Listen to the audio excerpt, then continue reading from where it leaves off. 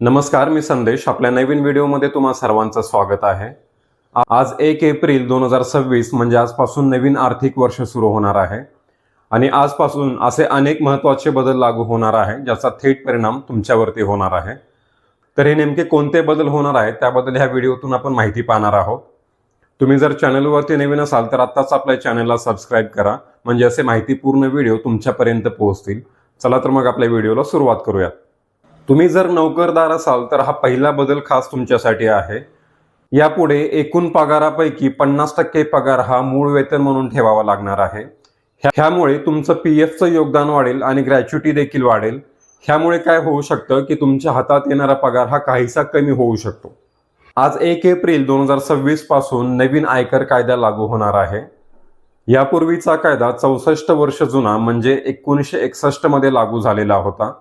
तर तो रद्द करून आता आयकर कायदा 2025 हा आजपासून लागू होणार आहे.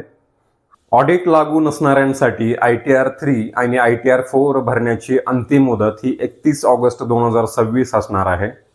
त्याचबरोबर फायनान्शियल इयर आणि असेसमेंट इयरच्या जागी आता फक्त टॅक्स इयर असणार आहे. पुढचा महत्त्वाचा बदल हा वाहनधारकांसाठी असणार आहे. फास्टॅगच्या वार्षिक पासच्या रकमेमध्ये आता वाढ करण्यात येणार आहे. फास्टॅगचा वार्षिक पास हा यापूर्वी 3,000 रुपयांचा होता, तर NHAI कडून त्यामध्ये आता वाढ करण्यात आलेली आहे. यापुढे फास्टॅगचा वार्षिक पास हा 3,075 रुपयांचा असणार आहे. ह्यामध्ये देशभरातील 1,150 टोल नाक्यांवरती हा पास लागू असणार आहे आणि ह्या पास अंतर्गत 200 टोलची कमाल मर्यादा असणार आहे. पुढचा मोठा बदल हा रेल्वे तिकीट रद्द केल्यानंतर मिळणाऱ्या रिफंड बद्दल आहे. ह्यापुढे रेल्वे सुटण्याच्या 8 तासाच्या मध्ये जर तुम्ही तिकीट कॅन्सल केलं तर तुम्हाला कुठल्याही प्रकारचं रिफंड मिळणार नाही. त्याचबरोबर रेल्वे सुटण्याच्या आधी 8 तास ते 24 तासाच्या दरम्यान तुम्ही जर तिकीट कॅन्सल केलं तर तुम्हाला 50% रिफंड मिळणार आहे. तसेच रेल्वे सुटण्याच्या आधी 24 तास ते 72 तासांच्या दरम्यान जर तुम्ही तिकीट कॅन्सल केलं तर तिकिटाच्या रकमेच्या 25% रक्कम ही कपात होणार आहे आणि उर्वरित 75% रक्कम ही तुम्हाला रिफंड मिळणार आहे. रेल्वे सुटण्याच्या वेळेच्या 72 तास आधी जर तुम्ही तिकीट कॅन्सल केलं तर फक्त मिनिमम चार्जेस कपात होणार आहेत आणि उर्वरित सर्व रक्कम तुम्हाला रिफंड मिळणार आहे. त्याचबरोबर रेल्वे संदर्भात आणखीन एक मोठा बदल करण्यात आलेला आहे. रेल्वे सुटण्याच्या 30 मिनिट आधीपर्यंत तुम्हाला तुमचा बोर्डिंग पॉईंट बदलता येणार आहे. तर पुढचा महत्त्वाचा बदल हा पॅन कार्ड संदर्भात असणार आहे. यापूर्वी पॅन कार्ड काढण्यासाठी फक्त आधार कार्डची गरज होती, पण यापुढे हा नियम बदलणार आहे. आधार कार्ड सोबतच तुम्हाला तुमच्या जन्मतारखेचा पुरावा देखील द्यावा लागणार आहे.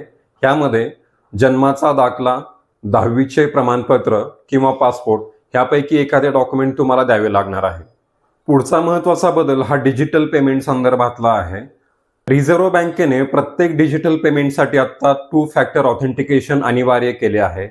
म्हणजे काय, तर तुम्ही आतापर्यंत फक्त OTP टाकून तुमचं डिजिटल पेमेंट करत होतात, पण ह्यापुढे OTP सोबतच पिन नंबर, पासवर्ड, बायोमेट्रिक किंवा टोकन ह्यापैकी एकाची गरज पडणार आहे. त्याशिवाय तुमची डिजिटल पेमेंट पूर्ण होणार नाही. डिजिटल पेमेंटमधील फसवणूक रोखण्यासाठी रिझर्व्ह बँकेने हा निर्णय घेतलेला आहे. तर आज 1 एप्रिल 2026 पासून हे महत्त्वाचे बदल लागू होणार आहेत ज्याचा थेट परिणाम तुमच्यावरती होणार आहे. तर तुम्हाला ह्या निर्णयाबद्दल काय वाटतं हे नक्की कमेंट करून सांगा. व्हिडिओ आवडला असेल तर व्हिडिओला लाईक करा, कमेंट करा, व्हिडिओ जास्तीत जास्त लोकांपर्यंत शेअर करा आणि असेच माहितीपूर्ण व्हिडिओ तुमच्यापर्यंत पोहोचण्यासाठी आपल्या चॅनलला सबस्क्राईब करा.